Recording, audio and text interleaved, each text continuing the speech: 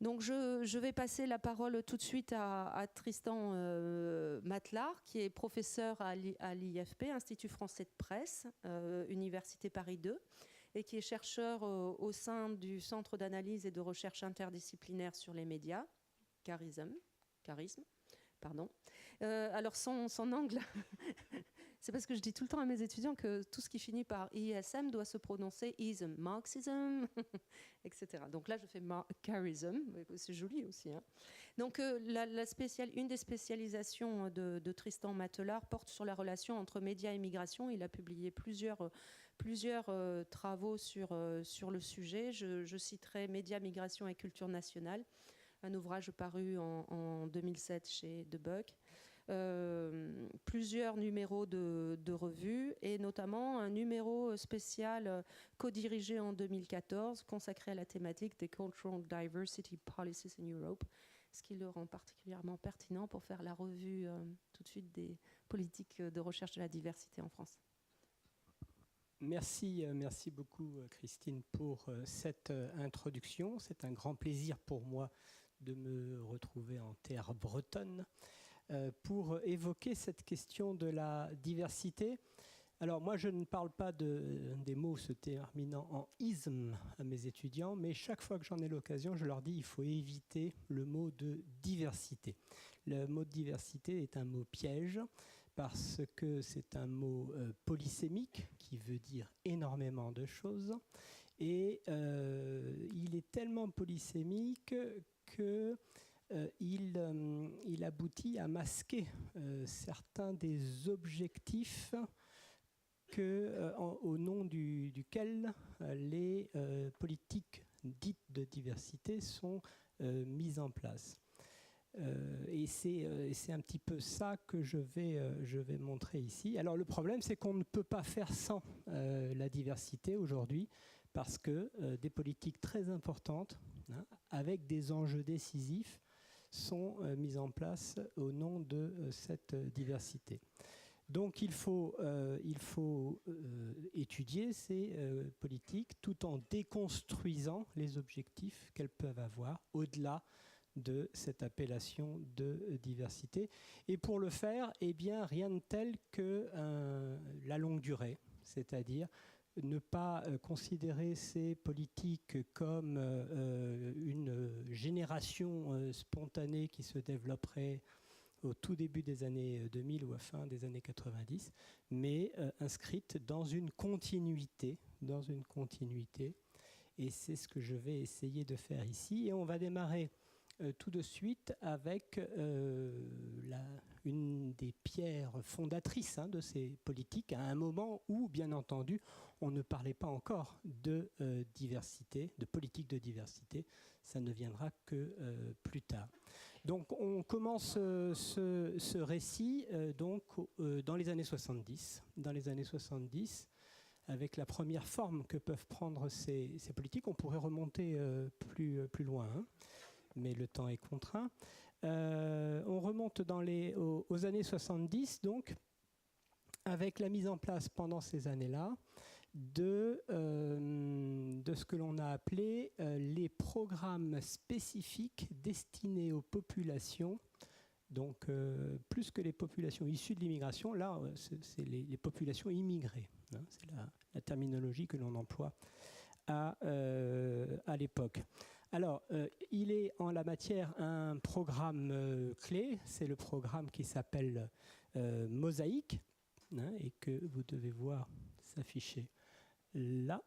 Oui, programme Mosaïque est un programme qui, pour grande partie, est diffusé dans les langues des populations, des publics immigrés auxquels il s'adresse, qui comporte des petites séquences d'informations, dont des informations pratiques, qui comporte aussi un volet divertissement important, avec des artistes locaux, hein, qui sont invités à participer. C'est un programme qui est diffusé le dimanche sur FR3. FR3, à l'époque, c'est la dernière née du service public français et c'est la chaîne la plus fragile. C'est important de le souligner. Alors, ce programme a une dimension éminemment contradictoire. Éminemment contradictoire parce qu'il il va rencontrer l'intérêt de ces audiences immigrées auxquelles il s'adresse. Il rencontre l'intérêt, on le voit à travers les chiffres d'audience, pour ce programme donc, qui a été inauguré en 1976. Donc, en 1978, il a un taux d'audience qui est de 45% auprès des populations donc immigrées, ce qui est considérable. Donc, il est important pour ces populations parce qu'il vient rompre, pour reprendre la jolie expression employée par Angéline Escafré-Dublé, elle vient rompre en quelque sorte la situation d'isolement culturel dans laquelle se trouvent les populations auxquelles il est destiné. Mais ce programme a une dimension contradictoire parce que, parallèlement, ce programme est conçu comme une politique de soutien aux politiques visant à gérer. Et quand on dit gérer, c'est lutter contre les flux d'immigration. Le contexte, c'est celui de la crise de 1973. Les politiques de Valéry Giscard d'Estaing, donc de lutte contre l'immigration, et une politique très concrètement de retour des immigrés chez eux. Donc, quel est le lien entre les deux ? Le lien entre les deux, c'est que l'on donne à ces populations immigrées des contenus culturels de leur pays d'origine pour, en quelque sorte, au risque de schématiser un peu le propos, attiser la nostalgie pour le pays et ainsi attiser le désir de retour. Donc, c'est ainsi que naissent les politiques qu'aujourd'hui on appellerait diversité. Alors, en dehors de ces, il y en a d'autres, mais en dehors de ces, Mosaïque est la plus importante, en dehors de ces émissions donc spécifiques destinées au public immigré, il semble qu'il n'y ait pas d'attention, il n'y ait pas de conscience à ce moment-là, au sein de la télévision de service public français, de la nécessité de répondre à des attentes spécifiques de la part de ces téléspectateurs. Et l'absence de prise de conscience de cet état de fait, elle est manifeste dans un rapport. Je vais m'appuyer sur les rapports qui ont été produits sur la question dans cette présentation. Et elle est manifeste dans un rapport qui date de 1979, un rapport donc, qui porte sur le sujet plus général, culture et immigration. Et donc, on y lit dans ce rapport que dans le pays d'accueil, l'immigré est matraqué par la culture véhiculée par les médias. Et dans ce contexte, l'accès de l'immigré à la culture du pays d'accueil va se réaliser de lui-même, petit à petit. Donc, pourquoi aller au-devant de quelques-unes de ces autres attentes en matière télévisuelle, si de toutes les manières, il a vocation à être acculturé, pour ceux qui resteront dans le pays, acculturé grâce au programme de la télévision française généraliste, en situation de monopole encore à ce moment-là, rappelez-vous. Alors évidemment, avec l'élection d'un nouveau président en 1981, un président socialiste, François Mitterrand, on rentre dans une nouvelle phase de ces politiques médiatiques destinées à accompagner l'immigration. Les politiques du nouveau gouvernement vont être marquées dans les premières années du septennat par un principe clé qui est le droit à la différence. Le droit à la différence, c'est ce que Alec Hargreaves a nommé les politiques multiculturalistes à la française. Donc le principe clé à ce moment-là est que c'est l'insertion. L'insertion, c'est le maître mot qui est utilisé à ce moment-là, entre guillemets, donc c'est le gouvernement qui utilise ce terme. L'idée, c'est que les minorités ont vocation à être insérées au sein de la société française, mais tout en conservant leur spécificité culturelle. Donc une rhétorique du droit à la différence culturelle, qui se manifeste assez bien dans un rapport qui est produit par Françoise Gaspard. Françoise Gaspard, c'est une éminente spécialiste de ces questions, mais elle est à l'époque maire de Dreux. maire de Dreux, et elle produit en 1982 un rapport qui est encore aujourd'hui un rapport qu'il faut lire pour comprendre ces questions. Donc le rapport, eh bien, il vient condamner les politiques qui ont été menées précédemment sur la question. Elle dénonce en termes très sévères la façon dont ces populations ont été marginalisées dans les grands médias français. Elle tire à boulet rouge sur l'émission Mosaïque, considérant qu'elle participe à marginaliser les populations immigrées parce que les contenant dans une sphère à part de la télévision, alors que ces populations ne sont plus à part. Il ne s'agit plus d'immigrés qui sont là pour rester quelques années et retourner au pays. Il s'agit d'un autre visage de l'immigration, des immigrés qui sont venus, qui se sont installés en France, qui ont fondé une famille, et qu'il faut prendre en considération, et que la télévision française doit prendre en considération en fonction de ces réalités. Et elle lance un avertissement. On est en 1982, elle lance un avertissement. Cet avertissement, c'est sans une politique de reconnaissance de ces minorités, le pays court le risque d'une explosion sociale sans précédent. Donc, nous dit-elle, il faut une politique de reconnaissance médiatique de ces populations. Et une politique de reconnaissance médiatique qui se manifeste par une présence accrue, à destination aussi des publics généralistes, à l'antenne des chaînes publiques, qui sont alors encore, pour peu d'années, en situation de monopole. Donc là, la rationalité, c'est d'exposer les différences culturelles pour que se développe l'intercompréhension mutuelle. Donc rhétorique du droit à la différence qui va faire long feu. Puisque, vous le savez, c'est la montée du Front National. Le Front National, en alliance avec la droite, conquiert d'ailleurs la mairie de Dreux. Et donc, progressivement, assez vite plutôt, le Parti socialiste va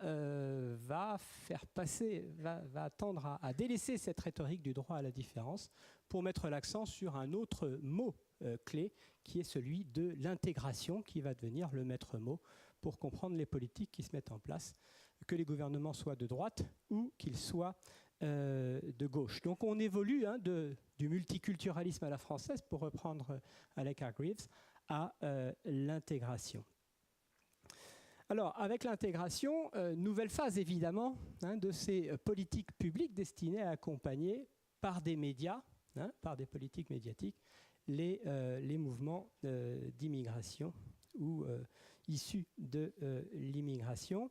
Mosaïque, l'émission spécifique, va être une des premières victimes de cette politique d'intégration, victime entre guillemets, puisque Mosaïque va être supprimée de l'antenne de FR3, supprimée en 1987. Elle est soupçonnée de nourrir des ghettos culturels, c'est ainsi qu'en parle le Haut Conseil de l'intégration dans un rapport ultérieur.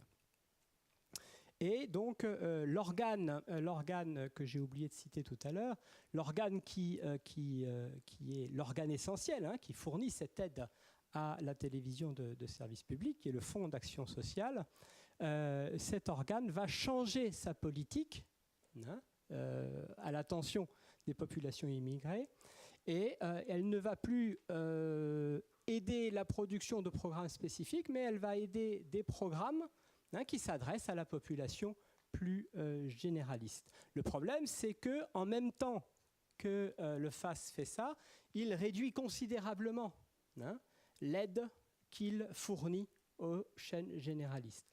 Donc un rapport de l'Institut Panos dit assez bien que les années 90 marquent un recul de l'impulsion émanant du pouvoir politique en matière de représentation audiovisuelle des minorités ethniques. Après la fermeture de Mosaïque, il y a un recul de l'intervention publique. Alors, le phénomène des paraboles qui se développe au milieu des années 90 va bien illustrer les limites de ces politiques publiques françaises, parce que tous les travaux qui ont été menés donc sur la réception dans les foyers issus de l'immigration de la parabole montrent bien que le succès des paraboles correspond aussi au sentiment de non-reconnaissance qu'éprouvent ces foyers face à leur poste de télévision hexagonal.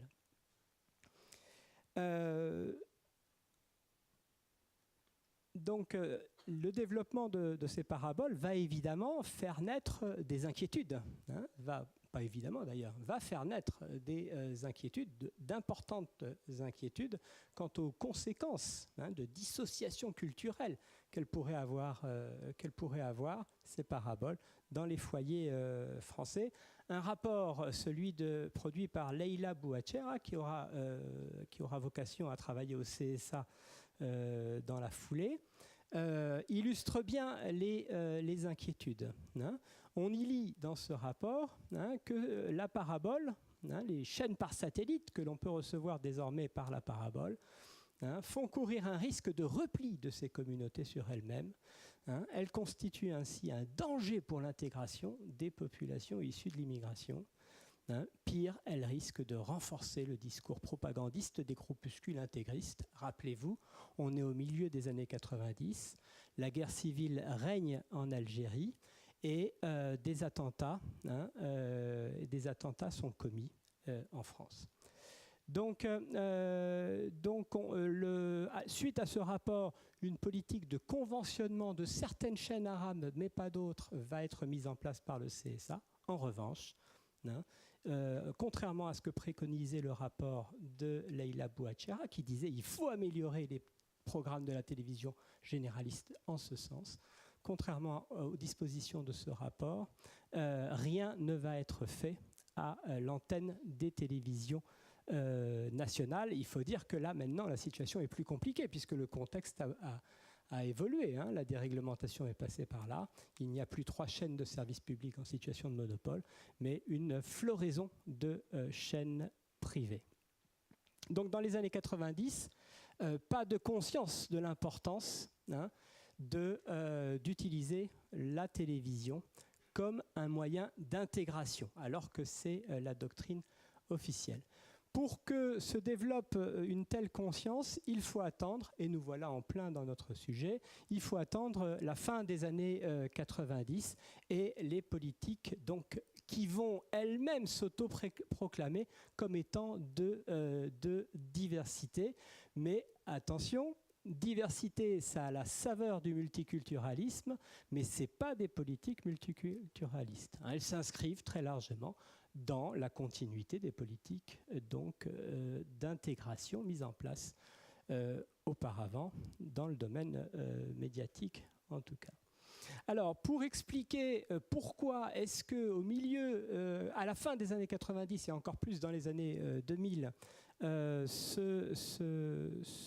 arrive ce souci de mettre en place des politiques de diversité culturelle, il faut faire appel à différents facteurs explicatifs. Premier facteur, il y a le rôle incontestable joué par certaines associations. Il y a le rôle du collectif Égalité, emmené par Calixte Beyala et quelques autres. Il y a également le rôle du club Averroès, emmené par Amirouche Leydi. Hervé Bourges, qui était président du CSA à cette époque-là, a très clairement reconnu le rôle essentiel joué par le collectif Égalité. Ce qui est assez étonnant lorsqu'on connaît le parcours de Hervé Bourges. Mais bon. Donc ça, c'est un des premiers facteurs. Deuxième facteur, c'est la conscience accrue depuis les années 90, donc que les discriminations constituent un obstacle à l'intégration. Donc, ce facteur a été bien étudié par Alec Hargreaves. Donc, dans les années 90, il y a une prise de conscience accrue du rôle nocif des discriminations, de différentes formes, contre l'intégration. Et donc, dans la continuité de cette conscience accrue du rôle négatif des discriminations, il va y avoir prise de conscience que la mal représentation médiatique, elle aussi, elle constitue une forme de discrimination, une nouvelle forme de discrimination, une forme de discrimination médiatique. Pas de nouvelle forme de discrimination, mais on prend conscience que c'est une nouvelle forme de discrimination. Autre facteur important, c'est la mobilisation de certains think tanks français, comme en particulier l'Institut Montaigne, qui va mener bataille contre les discriminations dans les entreprises. Et vous le savez, les médias, ce sont aussi des entreprises. Là, la diversité culturelle devient une valeur entrepreneuriale. Et il suffit d'aller sur le site de l'Institut Montaigne pour le comprendre. Vous y lirez. Lutter contre les discriminations en entreprise n'est pas affaire de compassion, mais d'intérêt bien compris. Autre facteur, il y a certainement, dans la continuité de la période précédente, les craintes suscitées par l'offre satellitaire démultipliée en provenance du monde arabe, qui fait craindre à certains responsables du CSA des risques de désintégration. On n'est plus dans le vœu de l'intégration, on est dans les craintes de la désintégration, pour reprendre le terme qui était employé à l'époque. Ces craintes vont se matérialiser, par exemple, par l'interdiction de la chaîne Al-Manar. Donc, en 2004, on est dans le contexte de l'après 11 septembre, donc un contexte international qui, sur le plan national, aiguise les inquiétudes de cette nature. Donc, dans ce cadre-là, les politiques de la diversité peuvent être entendues comme un moyen de détourner les minorités ethniques des télévisions par satellite de leur pays ou région d'origine. Enfin, dernier facteur essentiel, capital, ce sont les révoltes urbaines d'octobre-novembre 2005, qui font prendre conscience au plus haut sommet de l'État.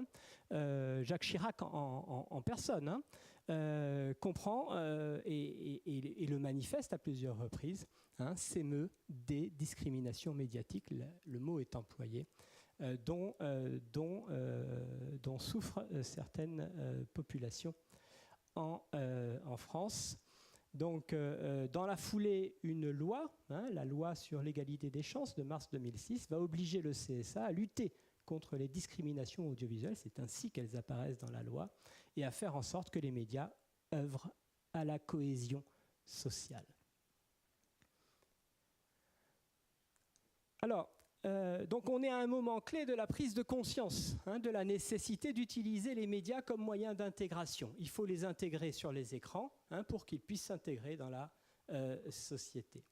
On est à un moment clé et pourtant, les choses vont basculer en 2006. Les choses vont basculer parce que soudainement, le champ d'application de la diversité, jusque-là on avait utilisé le terme de diversité, surtout pour la question de la représentation des populations donc issues de l'immigration, des minorités ethniques, en tout cas dans les débats consacrés à la diversité dans les médias. Et puis en 2006, le CSA se voit intimer la nécessité donc de surveiller non plus la question de la diversité des origines et des cultures de la communauté nationale, mais le CSA doit avoir un rôle plus actif dans la promotion de la diversité de la société française en général. Et donc, dans ce document du CSA de 2006, il se lamente un peu du fait qu'il doit désormais donc il doit faire en sorte que les télévisions et les radios aussi reflète l'ensemble des composantes de la société en termes d'âge, de sexe, d'origine sociale, régionale, ethnique, d'orientation sexuelle, de caractéristiques physiques, etc. Bref, la question de la diversité à partir de l'angle de la nécessaire meilleure représentation des minorités ethniques est d'une certaine façon diluée dans un ensemble beaucoup plus vaste. Et vous le savez, qui trop embrasse mal étreint est plus difficile donc à surveiller. Donc, ça sera mon dernier point. Ça sera du coup une des faiblesses de ces politiques de diversité, les limites. C'est le décalage qui peut exister entre le grand nombre de mesures qui ont été prises et les résultats. Je n'ai pas le temps de revenir sur toutes les mesures. Il y en a quelques-unes que vous devez avoir en tête. 2008, création d'un observatoire de la diversité hébergé par le CSA. 2009, création d'un baromètre de la diversité, géré par le CSA. En 2009, on donne obligation au CSA de faire un rapport annuel sur les avancées de la diversité donc dans les médias français. Donc il s'agit de surveiller les avancées de la diversité. Le problème, c'est que, comme vont le révéler certains rapports qui font un bilan de ces politiques, il y a eu beaucoup de paroles, mais il y a aussi peu d'actes. C'est ce que nous dit un rapport de la commission Médias et Diversité, placé sous la responsabilité de Bernard Spitz. Et quand il se réfère aux actes, il se réfère aux actes mis en œuvre par les chaînes de télévision. Alors, les outils mis en place par le CSA permettent de mesurer les limites de ces politiques de diversité. On peut se référer au baromètre successif du CSA. Donc, vous voyez là, la première colonne, c'est le baromètre diversité, le premier baromètre diversité, celui de 2009, où vous voyez que donc, les populations considérées, perçues comme blanches, pour reprendre la terminologie du CSA, représentent 87%. Aujourd'hui, donc en fonction des années, vous voyez de 2012 à 2016, on est à 86, 84, 86, 86 ou 84%. Bref, ça n'évolue pas tant que ça. Et les responsables du CSA le reconnaissent. Et d'autres responsables le reconnaissent aussi. Illustration de cela, parce que on va retrouver des inquiétudes déjà exprimées depuis plusieurs décennies. Les membres de l'Observatoire de la diversité ont publié, par exemple, en juin 2014, une tribune dans le journal du dimanche, où ils enjoignaient les responsables à faire plus pour la diversité dans les médias, ne pas prendre en compte ce problème, conduirait le système médiatique à nourrir les frustrations et même un risque de révolte.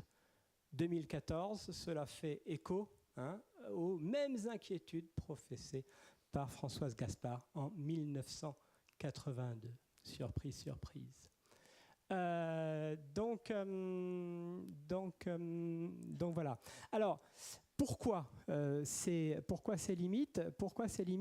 Bien parce que c'est plus facile de lancer des injonctions à la diversité depuis en haut que de faire correspondre celle-ci avec les contraintes. Il y a un grand absent dans ces initiatives.